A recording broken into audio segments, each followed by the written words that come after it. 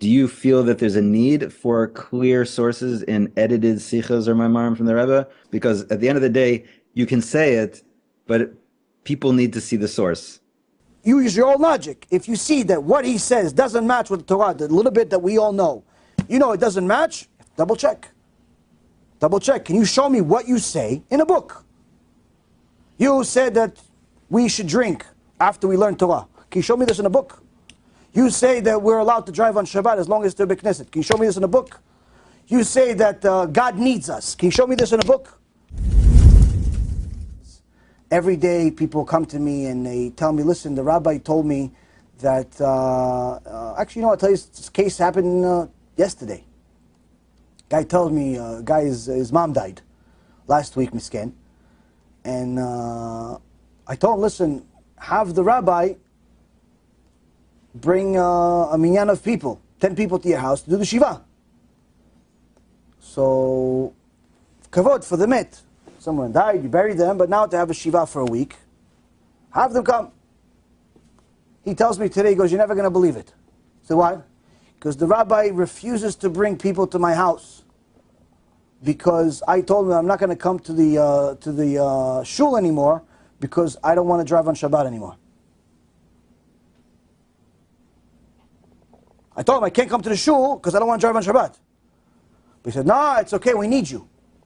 But if you want to come, on Shabbat, then I'm not coming to the house. This is a Chabad. Fake Chabad, but it's a Chabad, nonetheless. On the wall, you see, it says Chabad. It has nothing to do with the real Chabad, but that's what it says. It says Chabad. I have so many stories with these people that call themselves Chabad or other types of places that have nothing to do with the real place, nothing to do with the real Chabad or the real Breslev or the real thing, but they are the ones that are pretty much representing them today, because there's no leadership. There's a business, but there's no leadership.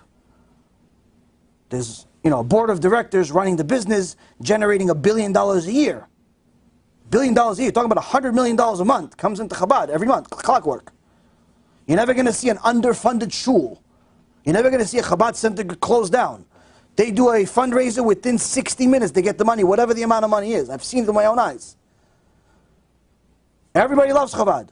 Problem is that many of the Chabads are leaderless and are, unfortunately, many times comprised of people that have no knowledge of what real Chabad is. They've never actually read the Tanya. And if they read just the Tanya, forget about the rest of the Chumash, just the Tanya, you do TeShuva. First 12 chapters you do TeShuva. You read the whole thing, you become tzaddik. They don't read the whole. They read excerpt here, excerpt there. We'll spend 3 hours on this page. What about the rest of the chapter? We'll read another time. So why don't we just continue? We have more than 3 hours. No, we're going to have a couple of drinks. We're going to have for bring. Oh, so you're going to learn, and then you're going to forget everything you learned because you're having a bunch of alcohol. Chazaku baruch. That's the will of Hashem. Hashem said this. You're gonna learn for 3 hours, then have alak. You're going to give it to a bunch of underage kids. Bunch of 18, 19-year-olds. You're going to give them alcohol to drink. That's the Torah. Where does it say in Torah to do this?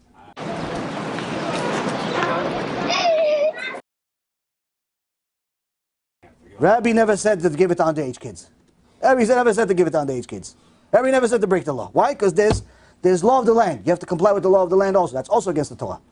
But you have centers here in Florida, in New York, in different places. They give liquor to underage kids. Why? In the name of the Torah.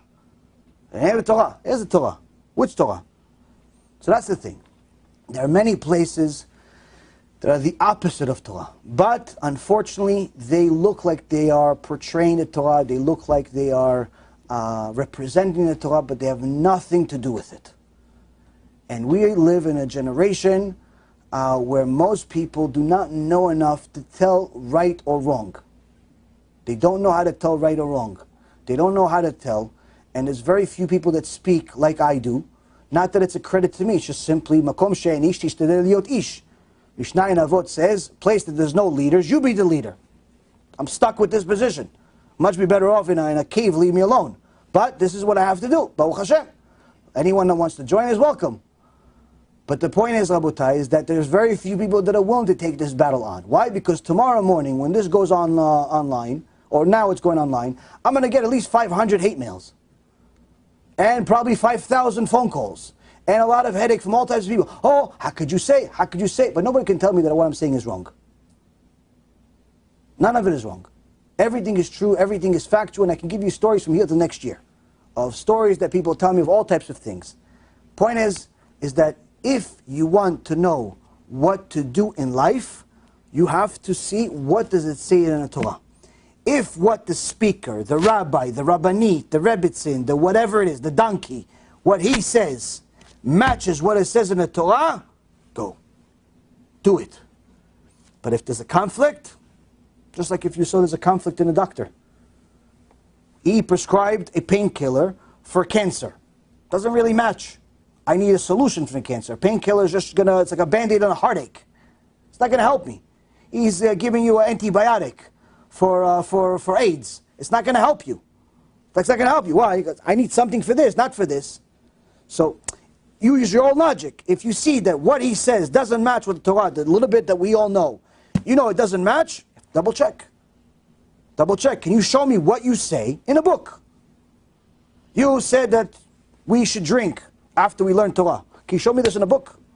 You say that we're allowed to drive on Shabbat as long as they're Knesset. Can you show me this in a book? You say that God needs us. Can you show me this in a book?